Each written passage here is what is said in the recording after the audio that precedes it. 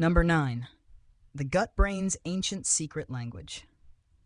Ever felt those butterflies in your stomach before a big presentation, or suddenly lost your appetite after hearing some shocking news? That's not just your imagination. It's your gut and brain having a very real conversation. Welcome to the gut-brain axis, the communication superhighway that connects your digestive system directly to your brain. This was more than just your stomach feeling off. It was about survival. For early humans, that upset stomach was a quick primal warning system. Hey, that berry might be poison. Get it out of your body. Stat.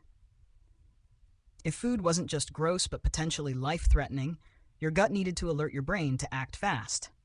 In modern times, when you feel uneasy or anxious, it's your ancient survival instincts echoing through your digestive system. Basically, your gut's message is a timeless survival alert sent straight to your brain. Number 8. The compulsion to pick your scabs. You have a perfectly good scab doing its job, protecting your healing skin, and yet there's this primal urge to pick it. It's like your brain's telling you, just a little nibble here, and the next thing you know, you're bleeding again, and risk an infection for no reason.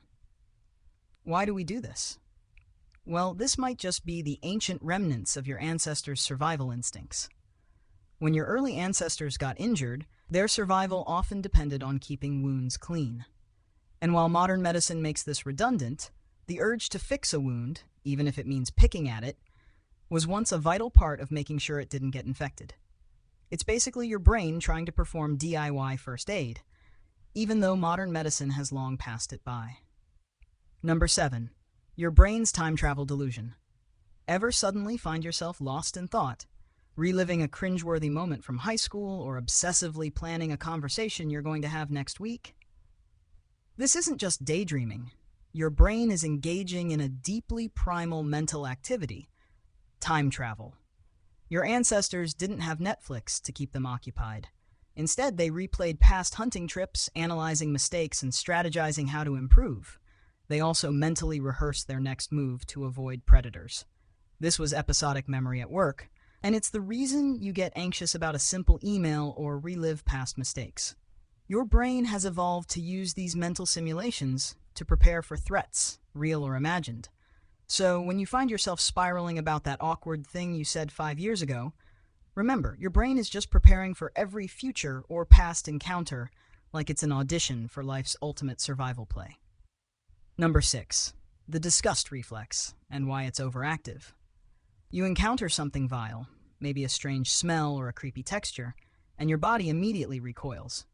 That's not just a polite aversion, it's your disgust reflex, a survival mechanism built to keep you safe from potential poisons or toxins. Imagine the prehistoric world, no grocery stores, no hygiene standards. That suspicious moldy food? Disgust. That rancid carcass? Disgust. If something wasn't right, your brain triggered disgust as an immediate defense mechanism. This intense reaction isn't just about avoiding harmful things. It's a prehistoric immune system on full alert.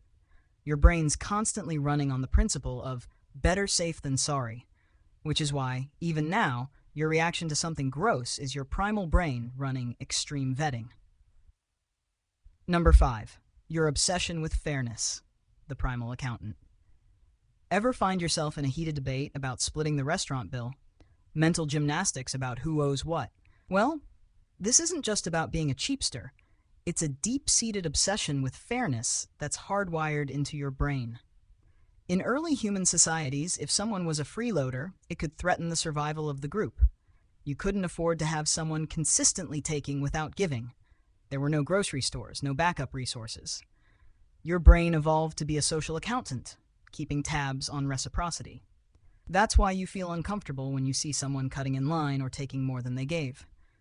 Basically, your inner accountant keeps a ledger of fairness, and it's evolved to make sure resources get distributed in a way that ensures survival. Number 4. The stranger danger default setting.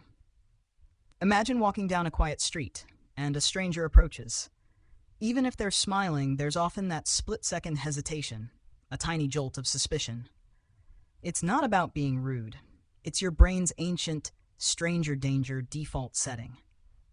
In your ancestors' time, encountering an unfamiliar face often meant trouble. Another tribe could be a rival, looking to steal resources or attack. That momentary tensing you feel when you meet someone new is your brain's way of rapidly assessing whether they're a friend or a foe. Your brain's immediate wariness of unfamiliar faces is an ancestral tool designed for survival, and while the threats aren't as immediate anymore, your inner security guard still gets to work. Number 3. Your hidden hunger for fatty information. Why is it that gossip, drama, and scandal seem so irresistibly captivating? Why do you get so pulled into celebrity feuds or juicy details about someone's life? It's because your brain is hardwired to crave fatty information. And by fatty, we mean the kind of information that could give you a survival advantage. In the old days, knowing who was strong, who had resources, or who might betray the group was essential to survival. Social information was as critical as physical resources. Your brain developed a tendency to remember high-stakes, emotionally charged details that could influence group dynamics or predict future threats. Basically, your love for drama isn't just nosiness, it's your ancient brain collecting intel on your social tribe. Number 2, the phantom limb of social connection. You've probably heard of phantom limb syndrome, where people feel sensations in limbs that no longer exist. Well, there's a similar phenomenon for social connection. The emotional pain of being rejected or excluded feels physical, and it's a powerful reminder of how much our ancient brains relied on being socially connected for survival. Being excluded from the group meant being exposed to predators, starvation, and death. Your brain evolved to treat social rejection as physical pain, using it as a powerful motivator to maintain strong bonds. So that ache in your chest when you're ghosted, it's your primal brain screaming, "Get back to the herd." Number 1, your body's unsettling heat-seeking instinct. Ever walked into a cold room and immediately gravitated toward a warm spot or another person? That's not just comfort. It's your body's heat-seeking instinct. In your ancestors' time, staying warm was a matter of life and death. Hypothermia could quickly lead to death, so the human brain developed a deep-seated desire to seek warmth. But it's not just about physical warmth, it's social thermoregulation, the primal need for human closeness in cold environments. Your desire for a warm hug isn't just emotional, it's your body's biological response to potential hypothermia. Your ancestors figured out that staying close to others wasn't just about cuddles, it was about survival. Number 4, your ergonomic mouse, the wrist destroyer. The ergonomic mouse, designed to save your wrist and increase productivity, right? Well, not exactly. While it may feel more comfortable than its non-ergonomic counterpart, it's still a culprit in slowly ruining your wrist.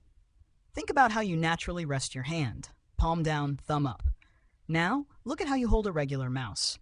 That wrist is being twisted and bent, and all those hours of unnatural positioning are adding up. Even with an ergonomic mouse, if it doesn't truly fit your hand, or if your posture is poor, you're setting yourself up for repetitive stress injuries like carpal tunnel syndrome.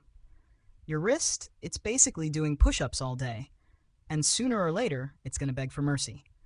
Basically, your mouse is quietly turning your wrist into a ticking time bomb. Number 3, your sparkly toothpaste. You've been told a dazzling smile is just a squeeze away. But what if your whitening toothpaste is a little too good at its job?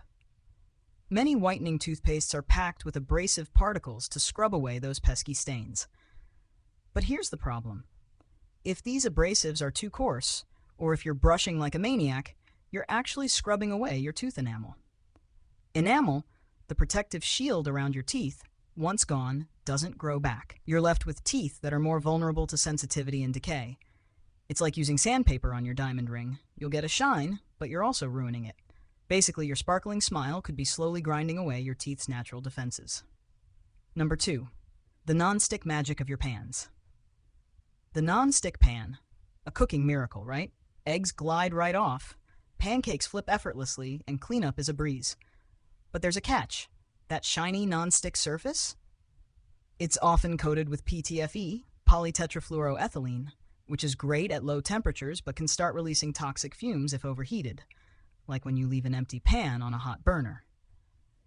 These fumes can give you Teflon flu, which feels like the worst flu you've never asked for. And if the pan contains PFOA, PFOS, those forever chemicals can persist in the environment and inside your body, potentially leading to health issues.